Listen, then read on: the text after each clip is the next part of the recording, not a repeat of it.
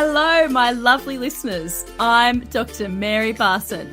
And I'm Dr. Lucy Burns. Welcome to this episode of Real Health and Weight Loss. Good morning, Dr. Lucy. Welcome to today's podcast. Thanks, Dr. Mary. How are you? You know, I'm good. I'm good.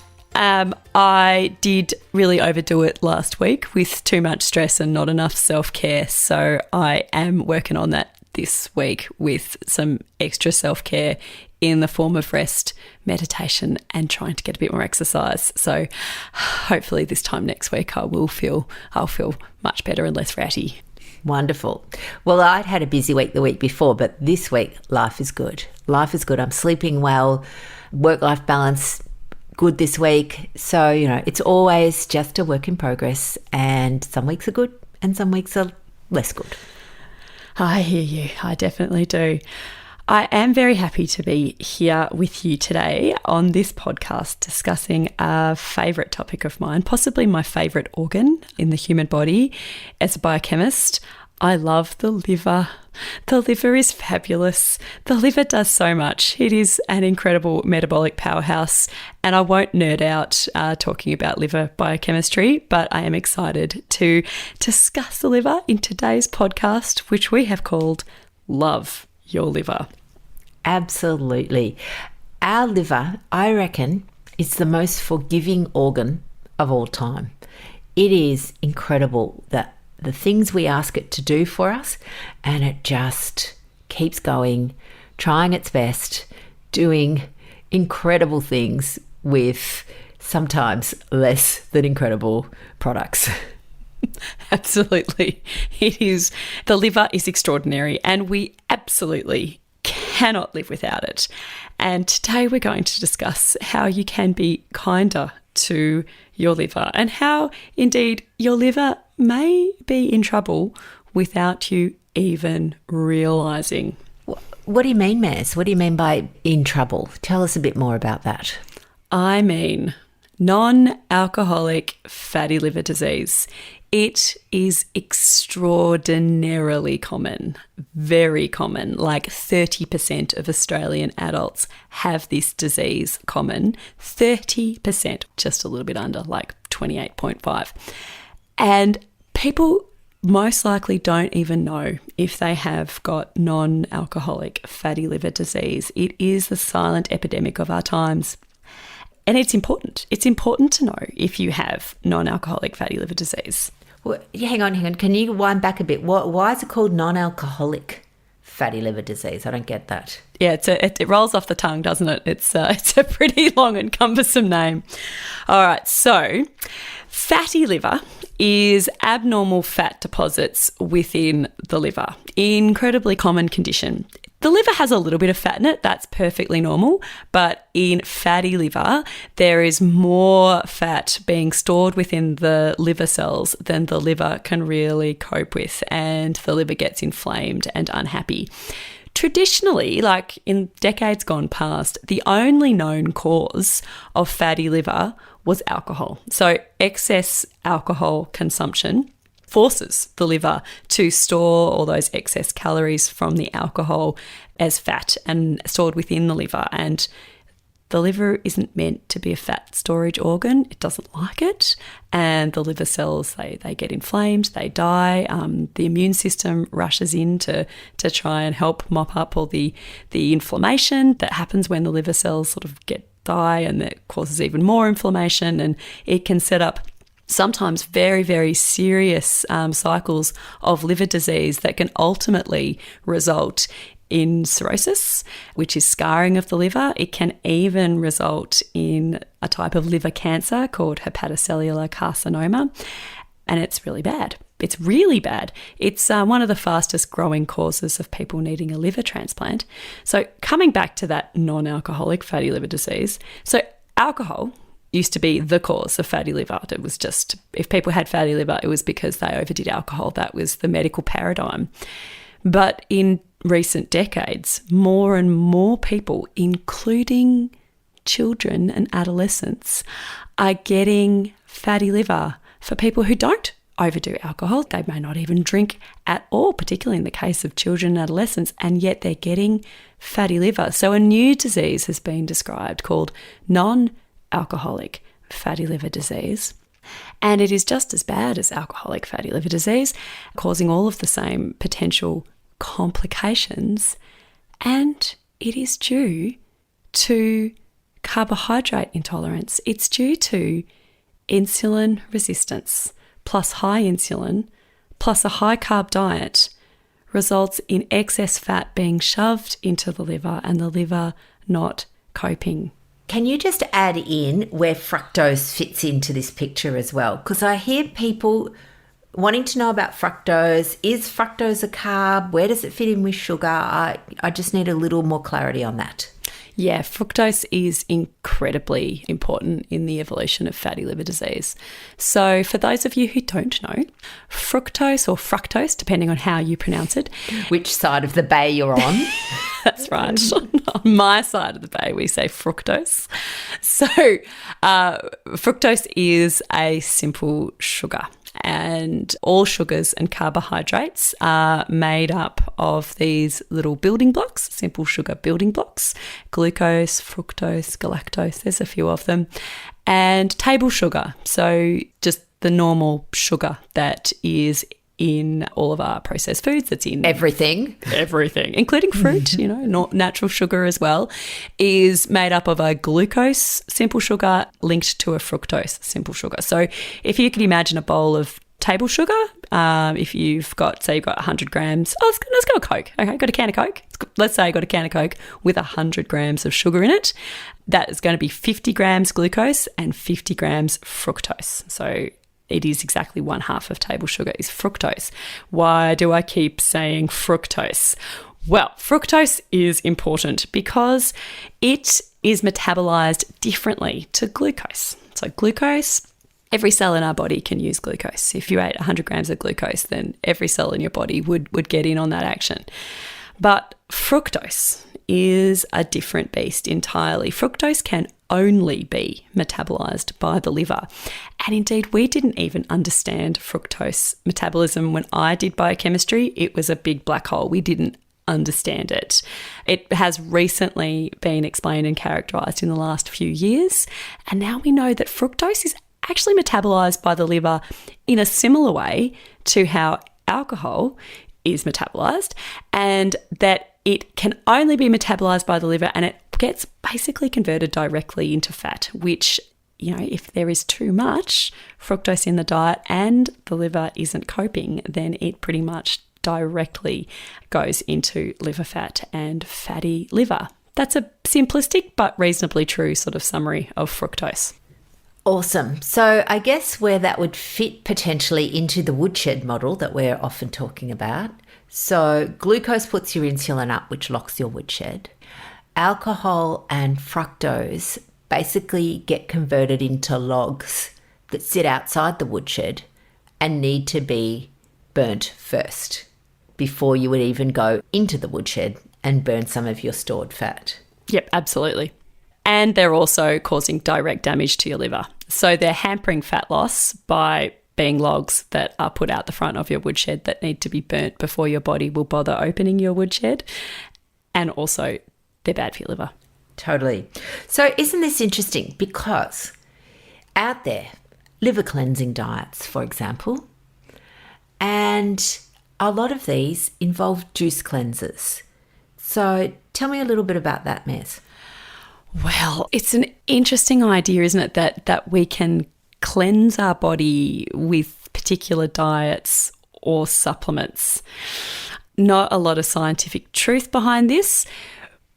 What cleanses our body, we are detoxifying all the time, and our liver is a massive part of our detoxification.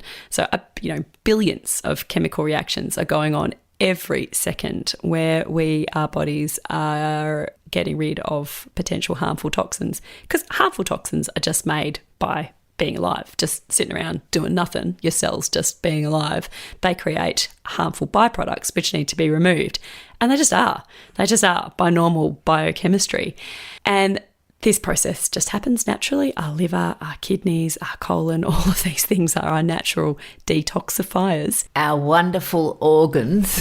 Our wonderful organs, are just by living. Yes. And the way to support your detoxification is to support your body, to eat natural, real foods, to drink water, to sleep, extremely important for natural detoxification processes, to manage your stress, to get outside in the sunlight, to move your body, to see your friends.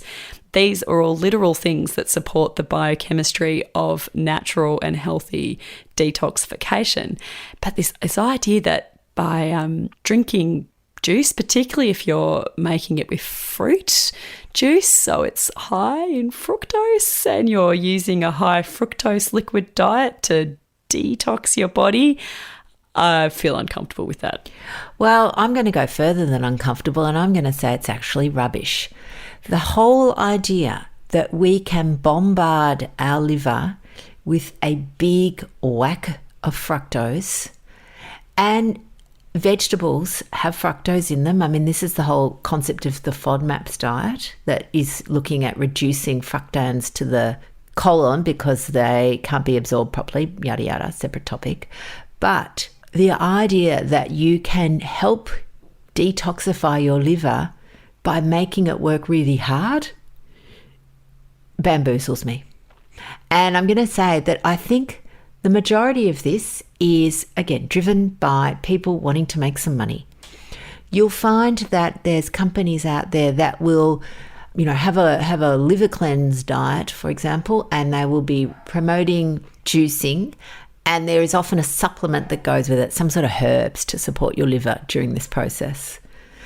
How about you just give your liver a rest? That is the best thing you can do for it. Just rest it. Stop giving it toxic substances to work. Fructose, alcohol, those sorts of things are probably they are the things that it has to work the hardest to metabolize. Yes, absolutely. If you want to support your liver, eat low carb, real food. And that, indeed, low carb, real food is, I would say, one of, if not the best treatments for non-alcoholic fatty liver disease. So, a third of adults in Australia, and this is across the Western world and even, in the developing world as well, it is an epidemic on just an unimaginable proportion. Like, this is an enormous problem facing our society and our healthcare system, non-alcoholic fatty liver disease. But it is a silent disease. It often doesn't have any symptoms until people get really sick. So people usually don't know. And one of the best treatments for it is eating real food. But just, backing up a little bit, why am I getting so fired up about non-alcoholic fatty liver disease? What is the big deal here?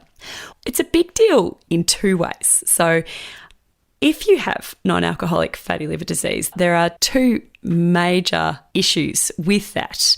One is that it can cause liver problems. So, a proportion of people with non-alcoholic fatty liver disease go on to get terrible liver disease. They can even, including cancer and death. So that's not everyone. That is a proportion of people, a small proportion.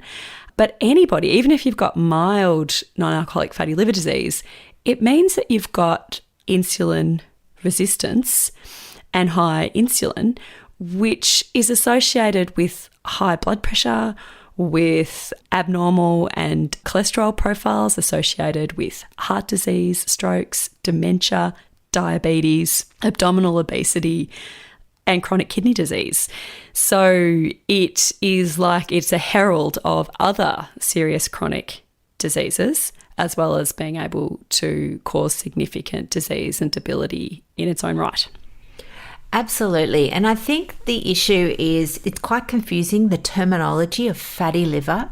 People think, I've got fat in my liver, I need to go on a low-fat diet. And that's often the worst thing to do because by proxy, low-fat means high carb. Again, there's only 3 macronutrients, fat, protein, and carbohydrate. So if you reduce one, you conversely increase another one. So the treatment the absolute treatment, I mean, we see it all the time, of reversing fatty liver is low-carb real food. Yes. And, you know, fatty liver terrifies me, you know, at a societal level. But at an individual level with my wonderful patients, fatty liver actually represents something that I really love the most, because it is so easy to resolve, and I see the resolution of fatty liver really quickly when people transition to a low-carb diet. Indeed, it's sort of like the first thing that happens. It happens within days, within weeks. And I mean, everybody loves some instant gratification. So that is really one of the most rewarding things about my medical practice, perhaps, is the fast resolution of fatty liver disease. And the science has shown, so it was a 2018 study showing that people who ate a low-carb diet as opposed to a low-fat diet had greater reductions in their liver fat, and it was much faster, and also they were able to lose fat without hunger, and I can put the reference in the show notes below. Yeah, and a recent study actually done last year, 2020, I'll put the reference in there as well, people with non-alcoholic fatty liver disease who ate a low-carb diet for just 6 days, 6 days, had a nearly 60% reduction in their insulin resistance and a more than 50% reduction in their liver fat. 6 days. So a low-carb diet can resolve this issue fast. This is how wonderful our liver is. And again, we just don't spend any time thanking it or appreciating it, but it is a powerhouse.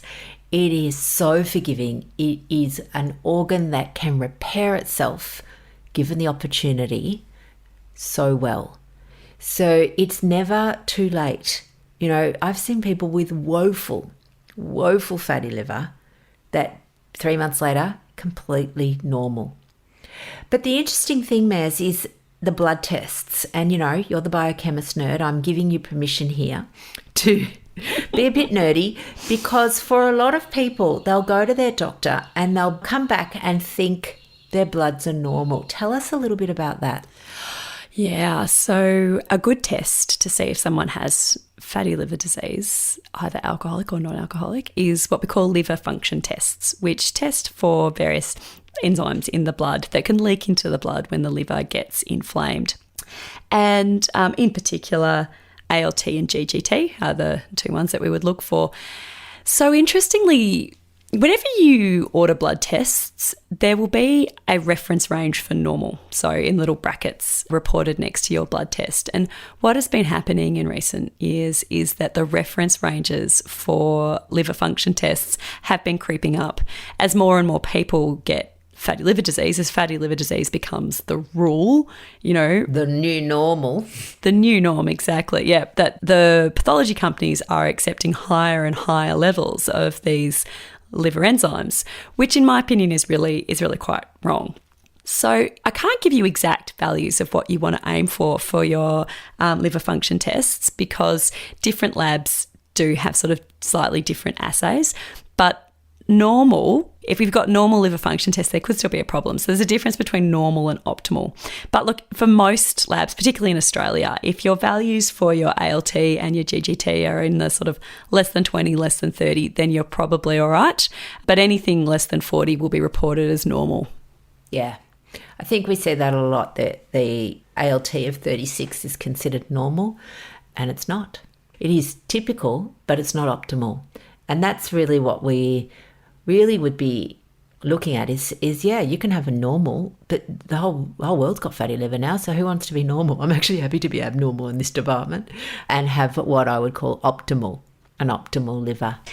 So we have discussed what non-alcoholic fatty liver disease and why it's important, why it is in fact serious, because it is a marker of metabolic disease, which is serious within itself, and it can also cause long-term damage to the liver in and of itself. And we've discussed how to fix it with a low-carb lifestyle. It's quite amazing how quickly and wonderfully that can work. I'm going to discuss briefly now how we diagnose it. So Non-alcoholic fatty liver disease is diagnosed on blood tests primarily and then liver imaging. So the blood tests are called liver function tests. They're frequently ordered as part of screening bloods and also ordered if doctors think there could be anything going on with the liver. And there are multiple parts to a liver function test. The ones that are particularly relevant for non-alcoholic fatty liver disease is the ALT, which is the alanine transaminase, is what it stands for. And it's an enzyme that normally lives sort of on the inside of the liver cell, and it can leak out into the blood in increased amounts when the liver's inflamed.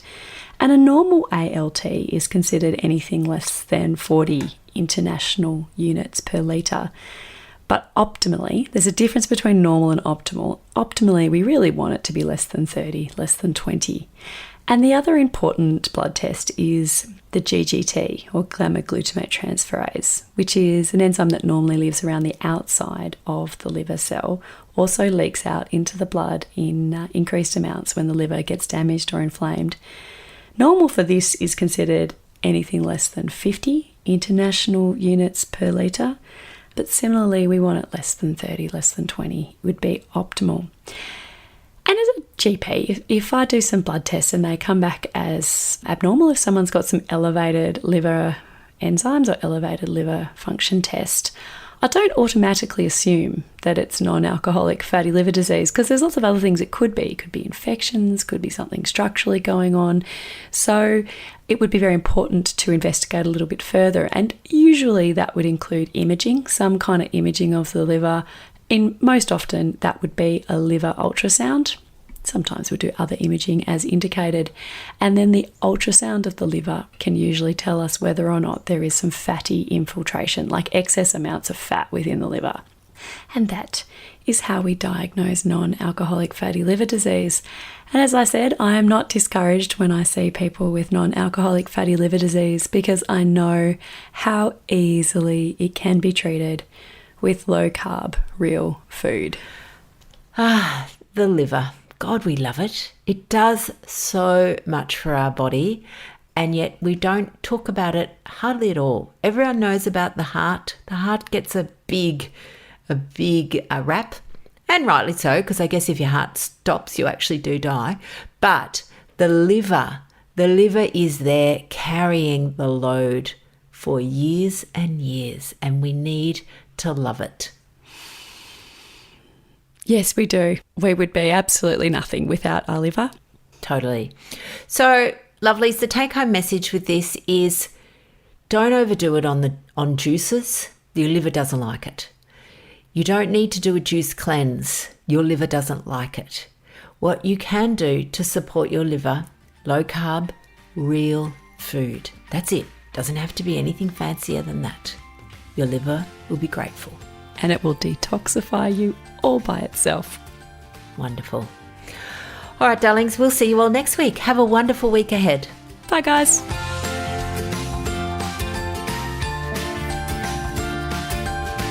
So, my lovely listeners, that ends this episode of Real Health and Weight Loss. I'm Dr. Lucy Burns. And I'm Dr. Mary Barson. We're from Real Life Medicine. To contact us, please visit rlmedicine.com. And until next time, thanks for listening.